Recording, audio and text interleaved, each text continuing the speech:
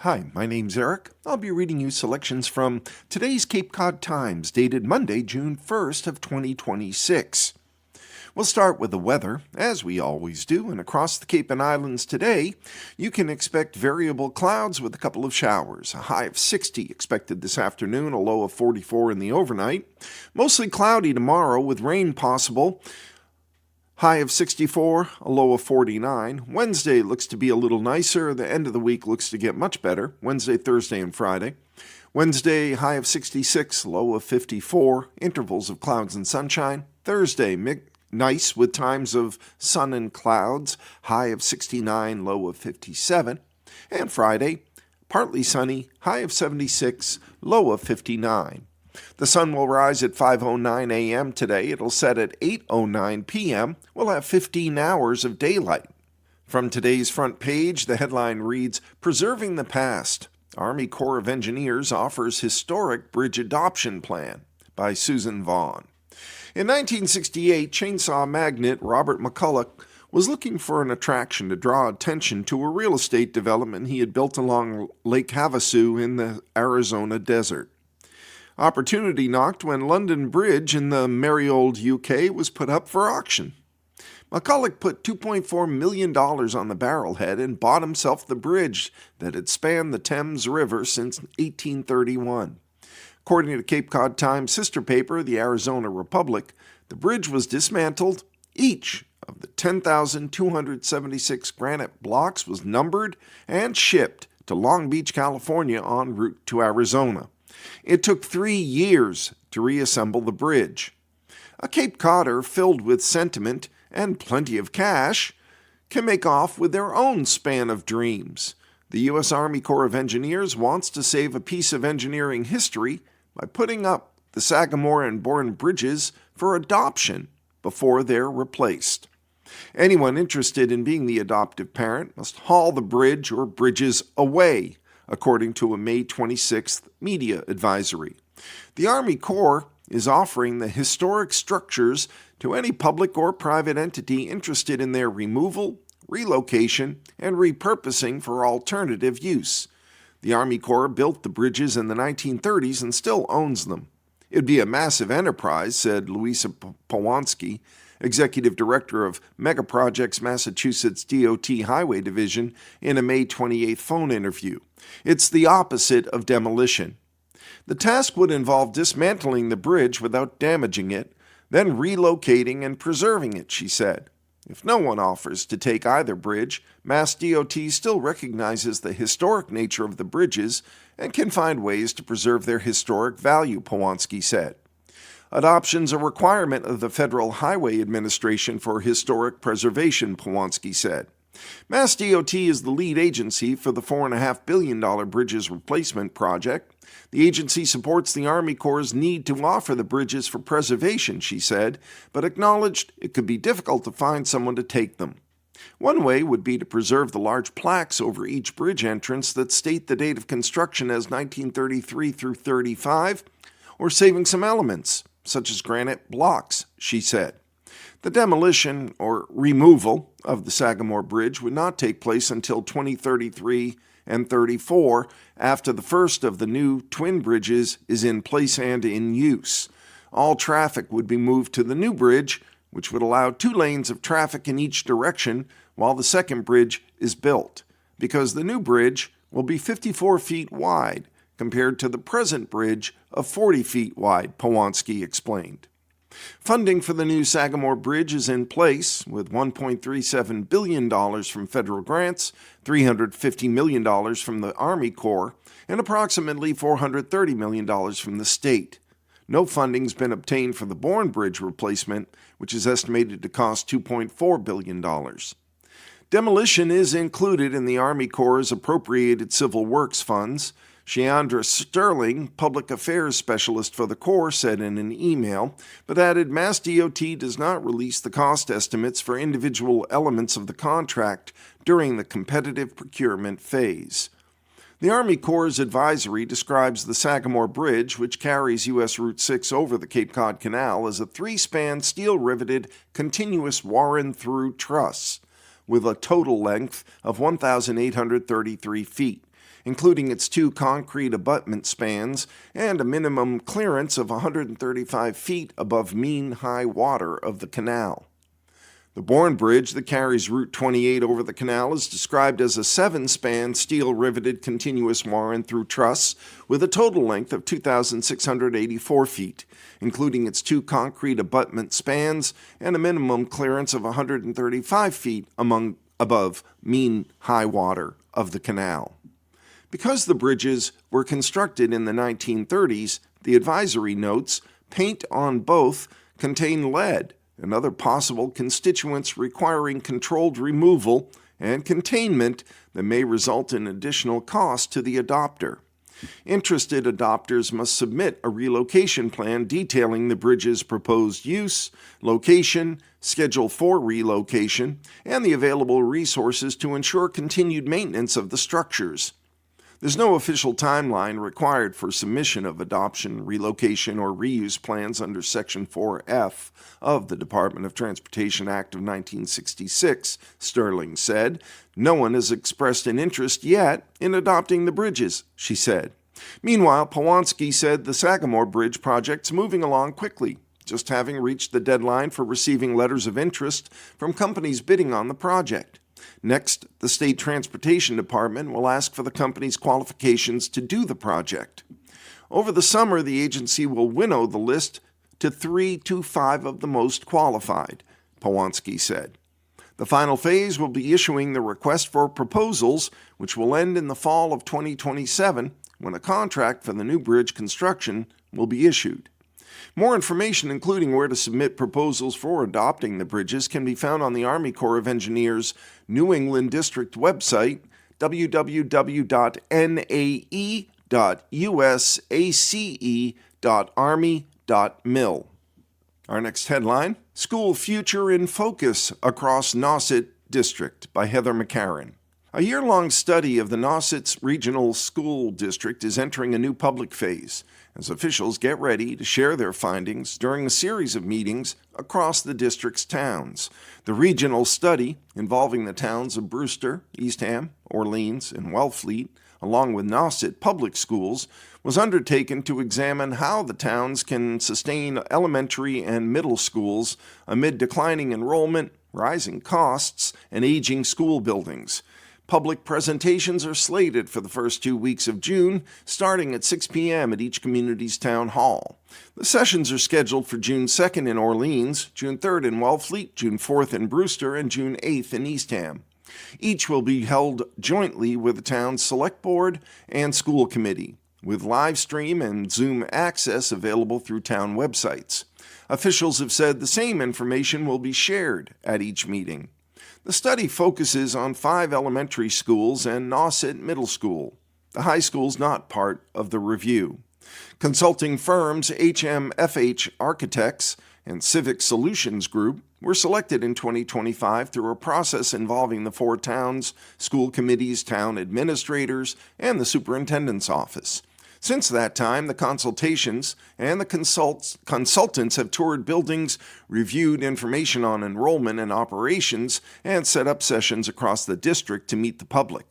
According to the Nauset Public School Efficiency and Regionalization Planning Update, completed earlier this year, the study was designed to examine the status of school facilities, enrollment trends, educational programming, and district operations, and create a plan that ranks what the district needs, guided by comments from the public.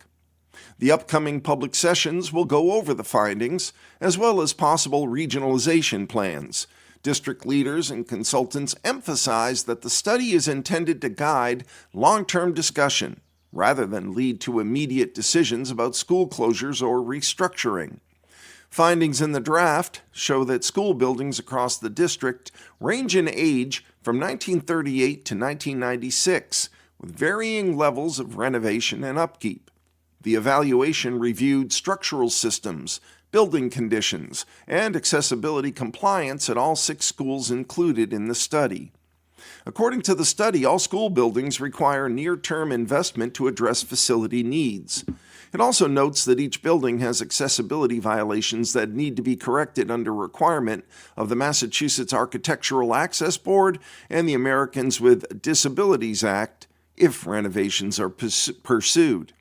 On enrollment and capacity, the study found that all elementary schools are greatly below Massachusetts School Building Authority guidelines. The study also identifies a lack of equity across elementary programs, meaning that offerings such as world language instruction and STEM programming are not consistent across the district. The report lays out 4 regionalization scenarios for how the district could organize schools, programming, and resources in coming years. This could include variations in grade configurations, school consolidation, and alternative models of programming and operations. The project was funded through a $150,000 state efficiency and regionalization grant and $200,000 that the 4 towns collectively contributed. The next headline on the front page of the June 1st Cape Cod Times, a 4-mile bike and walking path brings safe accessibility to Sandwich by Rachel Devaney. A new bike and walking trail along Service Road in Sandwich, a pathway 2 years in the making, opened on Friday, May 29th. Completing the 4-mile-long Sandwich Service Road Trail is an important step in connecting to the Cape Cod Canal bike path through Sandwich Village, said town engineer Sam Jensen. The opening of the path is the result of years of careful planning, collaboration, and hard work, said Jensen in an email that was sent to the Times on Thursday. It's an exciting time for outdoor enthusiasts. The Service Road Trail stretches from Chase Road west almost to Route 130, with a midpoint at 36-space parking lot at 1 Round Hill Road, according to a town map. A group of outdoor enthusiasts, town officials, and local dignitaries were expected to gather for a celebratory opening for the shared use path on Friday. The town initiated the project, said Jensen, to improve accessibility, safety, mobility, and connectivity to regional facilities. The Service Road Trail now creates a major east-west corridor through Sandwich, intersecting with the existing north-south multi-use path, said Select Board Chair David Sampson. Together, these pathways form the backbone of a safer and more accessible network for pedestrians and cyclists throughout town, said Sampson. Projects like this reflect a larger vision for our community and long-term investment in public infrastructure that benefits everyone. Sean Pole, chair of the Sandwich Bikeways and Pedestrian Committee, said there are plans for future pathways which will extend the shared use path to the Cape Cod Canal. We're seizing the momentum, and the end of this path is certainly not the end of the road, said Pole in an email to the Times. Additional pathways currently in the design phase will parallel Route 6 and will be accessible to bicyclists, walkers, runners, and others, according to Pole. It'll be a safe and scenic area to walk or ride and provides connections to activity areas, including Sandwich Hollows Golf Course and Maple Swamp Conservation Trails, he said. Pathways, he said, will also feature accessible parking. From the initial engineering designs to the final layer of asphalt, the project's been driven by town committees and agencies, said Director of Public Works Paul Tilton. But they're not the only ones. Residents cannot go without recognition, he said. We're grateful for the public's enthusiasm and support throughout construction. Moving inside the paper, news note, CCRT bus hits several trees and causes an emergency window evacuation by Rachel Devaney. A public transit bus with 8 passengers and a driver crashed in Osterville, sending 5 people to the hospital. At about 1 p.m. on Thursday, a Cape Cod Regional Transit Authority bus crashed through a fence, hitting several trees in front of 1374 Main Street, according to a Barnstable Police Department press release. Rescuers found the bus driver suffering a medical emergency and the passengers on board the bus. The passengers were evacuated through a bus emergency window, according to the release. The crash occurred next to Osterville West Barnstable Road. 5 passengers were taken to Cape Cod Hospital in Hyannis for evaluation of minor injuries, and 4 refused hospitalization, according to a fire department press release. The bus driver, while receiving medical treatment, was taken to the hospital as well, the police department stated. At the scene, the Centerville, Osterville, Marston's Mills fire and rescue crew initiated a Level 1 mass casualty event, according to the release when they arrived at the scene. A Level 1 response sanctions emergency resources for 3 to 10 patients at a time. Was another bus dispatched? The bus had moderate damage and no other vehicles were involved. An additional bus was dispatched to transport remaining passengers from the scene, according to the fire department statement. Mutual aid ambulances from Cotuit, Barnstable, and Hyannis responded to lend a hand. A portion of Main Street in Osterville was closed while emergency vehicles treated and evaluated the bus passengers. The crash is under investigation by Barnstable police. Moving to the Cape and Islands section to keep it local, gunfire and sirens will be heard in June as airmen train at Joint Base. Upper Cape residents shouldn't fret if they hear mock gunfire and sirens in early June amid training exercises at Joint Base Cape Cod. Periodic gunshots and loud, prolonged sounds might be heard coming from the 102nd Intelligence Wing on Joint Base, as training exercises are held from June 3rd to June 7th, according to a statement released to the Times by the Wing's Public Affairs Office on Wednesday. "There's no need for concern," read the statement. Airmen will practice combat readiness and emergency response protocols as they learn how to respond to threats like base attacks, security and readiness training, and casualty scenarios. Participants will also partake in educational programs and skills development workshops. The exercises, according to the release, will demonstrate combat readiness in 24-hour operations. Joint Base is home to 5 military commands training for missions at home and overseas, conducting airborne search and rescue missions and intelligence command and control, according to its website. The Intelligence Wing specifically provides worldwide precision intelligence and command and control. The group also trains airmen for combat and homeland security. Joint Base also supports large-scale joint training exercises with both military and civilian first responder participation. There's one obituary in today's Cape Cod Times.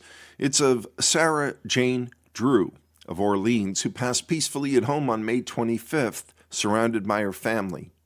Sarah was born June 18, 1932, in Panama. Her childhood was spent in Duxbury, Massachusetts, where she attended Duxbury High School and was a member of the Student Council and Drama Club. She was also a senior cheerleader and played on the basketball and field hockey teams. In 1950, she graduated from Mary A. Burnham School in Northampton, Massachusetts, and subsequently began her study of nursing, graduating from the New England Deaconess Hospital School of Nursing in 1953. In 1954, Sally married Harry Howard and had 3 sons. After the untimely death of her first husband, Sally married Philip Drew and moved to Cape Cod, where she had a daughter, began a career as a realtor, and continued working in private duty nursing. Among her many interests were art, boating, church, gardening, music, shell fishing, tennis, travel, and the nature of her beloved Cape Cod, where beauty and color she captured in many paintings. Sally had many loves in her life: her children, her grandchildren, her cherished golden retrievers, and the myriad of friends that found her way to the pergola or at Rock Harbor to have a sip with the family on the Valjora. Beautiful on the exterior, she had an inner grace and strength that was admired by all. In her final weeks, Sally was lovingly cared for by her family, who extends heartfelt gratitude to her caregivers, especially Lisa S., whose empathy, insight, and care, team coordination with health aides, and the VNA of Cape Cod Hospice shall never be forgotten. Sally is survived by many family and friends. A celebration of Sally's life will be held in the fall of 2026 at the Church of the Holy Spirit in Orleans, Massachusetts. Date and time to be announced. In lieu of flowers, the family kindly requests donations in her memory to the Association for the Preservation of Cape Cod and the Animal Rescue League of Boston. That's it for local news. There's not even any local sports news, which is a little unusual. For the Cape Cod Times on a Monday, we'll move to national news. More Americans dropping or terminated from ACA by Amina Niasi and Ahmed Aboulenin of Reuters in New York. More Americans are dropping out or being kicked off Affordable Care Act health insurance for non-payment than in past years, according to data through April from half a dozen states that sell the plans themselves. The cancellations are posing a political liability for President Donald Trump and the Republican Party ahead of November midterm elections, expected to turn on affordability. Kentucky and Idaho stand out. In Kentucky, 3 times the number of people canceled or were dropped from their coverage, while in Idaho, enrollment shrank by 24,402, compared to a loss of 15,866 members during the same time frame a year earlier. About 23 million people signed up for or were automatically re-enrolled in 2026 health insurance plans created by President Barack Obama's Affordable Care Act, a decline of 5% from 2025. The decline was largely due to the end of extra subsidies created during the COVID-19 pandemic to help people keep their coverage. Without subsidies, premiums rose by an average 114% to $1,905 annually, according to data from Health Policy Research Group, KFF.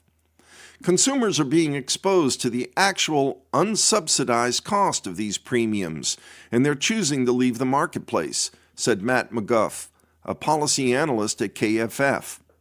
The U.S. Centers for Medicare and Medicaid Services, which oversees the ACA and runs healthcare.gov for about 30 states, didn't respond to requests for comment. Affordability of health insurance is a top issue for voters. Its impact will increase as the year goes on like a gathering storm, said Jonathan Oberlander, a professor of health policy at the University of North Carolina School of Medicine.